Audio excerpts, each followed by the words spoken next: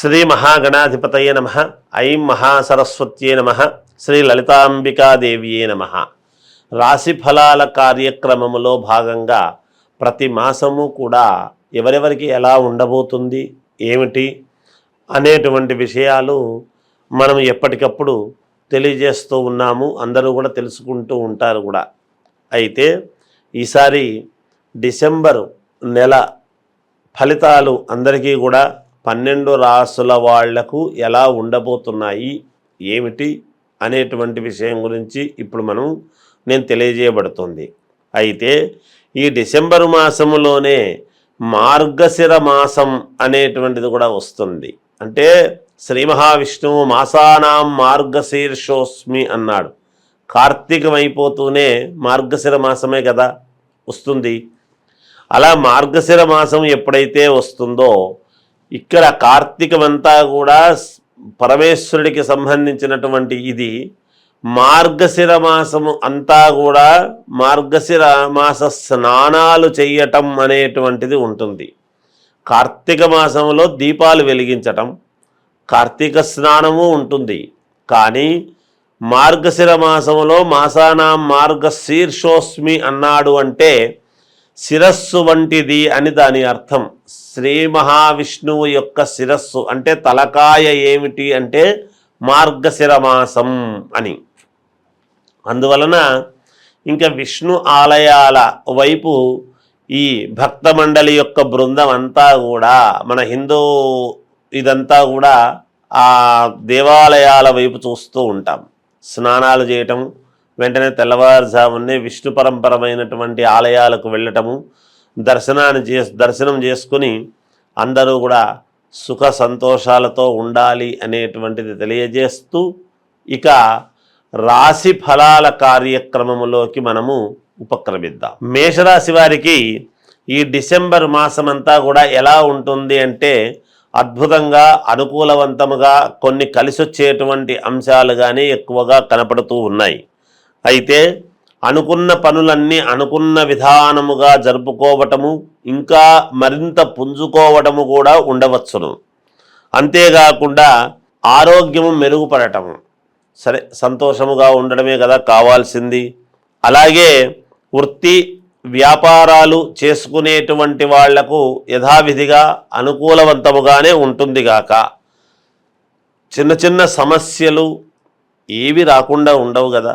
వచ్చినప్పటికీ అవన్నీ కూడా ఆ సమస్యలను అధిగమించి ముందుకు వెళ్ళటానికే ప్రయత్నం చేస్తారు, వెళతారు కూడా. ధైర్యంగా ఉండండి. అలాగే శత్రువులు కూడా మిత్రులుగా మారటము. ఎవరైనా కాస్త ఇబ్బంది కలిగించేటువంటి వాళ్ళు, మనం పదం వాడుతూ ఉంటాము కానీ అక్కడ జాతకం రీత్యా ఎవరికైనా ఎందుకుంటారు శత్రువులు?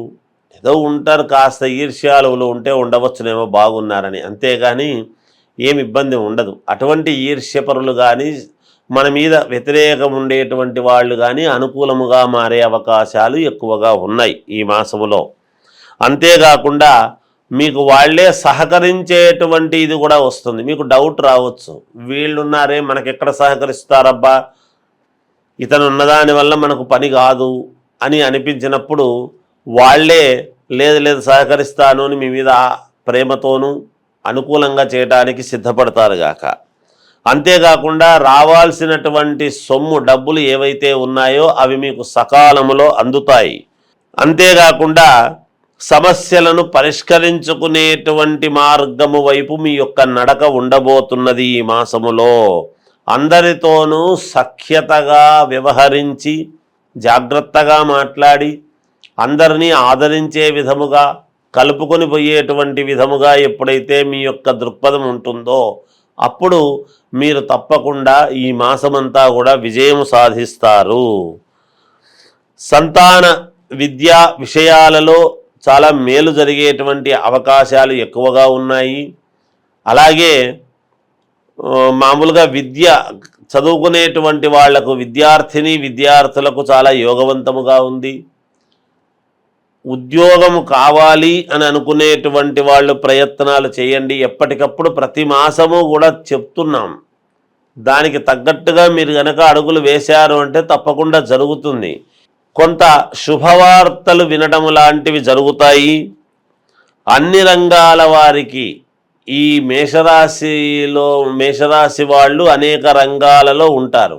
ఒక రంగం అనేది ఏముంటుంది, వ్యాపార రంగము కావచ్చు, ఉద్యోగ రంగము కావచ్చు, లేదా ఎక్కడైనా దేంట్లో ఉన్నా సరే, గవర్నమెంట్లో ఉండినా, సినిమా రంగంలో ఉండినా, రియల్ ఎస్టేట్ వ్యాపార దీంట్లో ఉండినా, విదేశాలలో ఉండినా, ఒకవేళ రక్షక భటుల అంటే పోలీసు డిపార్ట్మెంటులో ఉండినా, లేదా దేశ సరిహద్దులలో ఉండేటువంటి సైనికులలో ఉండినా, ఎక్కడ ఉండినా, ఏ రంగములో ఉన్న వాళ్ళకైనా మేషరాశి వాళ్లకు చాలా అనుకూలవంతముగా ఈ డిసెంబర్ మాసం అంతా కూడా ఉన్నది అనేటువంటిది తప్పకుండా తెలియజేస్తూ ఉన్నాను. అంతేకాకుండా చిన్న చిన్న ఇబ్బందులు అనేటువంటివి నెలాఖరులో కలగవచ్చును. దాన్ని మీరు తప్పకుండా అధిగమించి తీరుతారుగాక. ఇంకా మెరుగైనటువంటి ఫలితాలు మేము సాధించాలి, మేము ఏమి చేసుకుంటే బాగుంటుంది అనేటువంటి ఆలోచన ఉన్నటువంటి వాళ్ళు అమ్మవారిని ధ్యానించండి. ఏ అమ్మవారైనా పర్వాలేదు, అమ్మవారిని ధ్యానిస్తే మీకు మేలు జరుగుతుంది. ఇది రాసుల ప్రకారముగా చాలా అనుకూలవంతముగా ఉన్నది. కానీ మీ వ్యక్తిగతమైనటువంటి జాతకాలను ఒక్కసారి పరిశీలన చేసుకోండి. ఎందుకంటే అందరూ ఒకే లగ్నములో పుట్టి ఉండరు కదా, లగ్నము వేరుగా పుట్టి ఉంటారు. ఒక్కొక్కరి లగ్నం వాళ్లకు ఒక్కొక్క రకంగా ఉంటుంది. అందుకని దాన్ని బట్టి మీరు ఆలోచన చేసుకోండి. మీ వ్యక్తిగతమైనటువంటి జాతకాలు మీకు అనుకూలమైన వాళ్ళ దగ్గర చూపించుకొని ఏదైనా పరిహారాలు ఉంటే చేసుకునే మార్గం చేసుకోండి. తప్పకుండా మేలు జరుగుతుంది గాక. శ్రీ మహాగణాధిపతయే నమః. ఐం మహాసరస్వత్యే నమః. శ్రీ లలితాంబికాదేవ్యే నమః. ఇప్పుడు కార్తీక మాసంలో అందరూ దీపాలు పెట్టుకోవటం అనేటువంటిది సర్వసాధారణం. ప్రతి వాళ్ళు ఇంటి ముందు దీపాలంకరణ, పూజలు, పరమేశ్వరుడికి అభిషేకాలు అన్నీ చేసుకుని ఉంటారు. ఇంకా మనకు పనులు కావాలి, మనకు ఏవో ఆటంకాలు జరుగుతున్నాయి, అనేక రకాల మన పనులలో ఎటువంటి వ్యాపారాలు చేసుకునేటువంటి వాళ్ళకైనా, ఉద్యోగాలు చేసుకునేటువంటి వాళ్ళకైనా, ఆడపిల్లలకు వివాహము కావాలి అనుకునేటువంటి వాళ్ళు కానీ, మగపిల్లలకు వివాహము కావాలనుకునేటువంటి వాళ్ళకైనా, ఇలా ఒకరొకరికి నేను విదేశాలకు వెళ్ళి చదువుకోవాలి, మేలు జరగాలి, లేదా అనారోగ్యముతో బాధపడుతూ ఉండేటువంటి వాళ్ళకైనా, ఇప్పటి నుంచో దీర్ఘకాలికముగా అనారోగ్యంతో ఉంటున్నాము, డాక్టర్ దగ్గరికి వెళుతున్నాము కానీ ఏమీ లేదంటున్నారు, ఇలా అనేక రకాల కోరికలు, అనేక రకాల ఆలోచనలు ఉంటాయి. ఉద్యోగాలు కావాలనుకునేటువంటి వాళ్ళు, లేదా ఉద్యోగములో ఇది రావాలి అంటే ప్రమోషన్ రావాలి అనుకునేటువంటి వాళ్ళు, భార్యాభర్తల యొక్క సత్సంబంధము, అన్యోన్యత గురించి, సంతానము కావాలి అనుకునేటువంటి వాళ్ళు, ఒక సమస్య కాదు, ఎటువంటి సమస్యలకైనా, ఎటువంటి ఇబ్బందులకైనా, ఈ ఇబ్బందులు తొలగిపోవాలి అనుకున్నప్పుడు ఒక్కొక్కసారి కొన్ని సమయాలు మనకు చాలా మహాద్భుతమైనటువంటి సమయాలు వస్తాయి.